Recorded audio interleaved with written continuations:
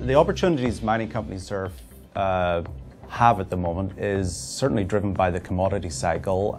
There's the opportunity to mine projects that historically would have been too costly, but when you've got gold on an upward trend of towards $1,400, $1,500 an ounce, lots of opportunities to explore additional areas, bring projects on that historically may have been more costly.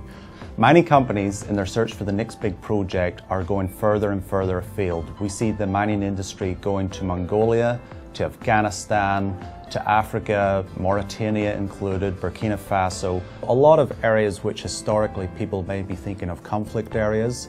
That's not unusual in the mining industry, but the mining companies are more focused in terms of searching for their next big project, which these projects take 10 years, cradle to grave at least, in terms of identifying them, doing the exploration work, identifying the project financing and constructing these projects before you actually get any revenue.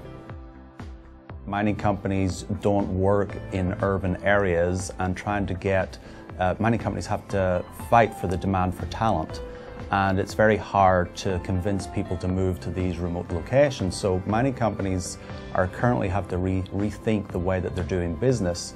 And we're seeing that in Australia currently with some exciting new ways of doing business from more urban areas, but for people working at mine sites remotely. And so for examples of that is workers who are based in effectively warehouses in the outskirts of Perth in Australia, who are managing equipment remotely, which is several hundred miles away in the West Australian desert.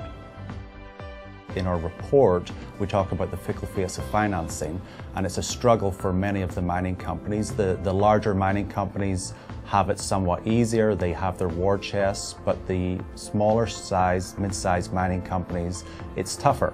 And they're now looking to Asia to finance a number of the projects, and there's a lot of cash coming out of the Asian countries, and particularly China.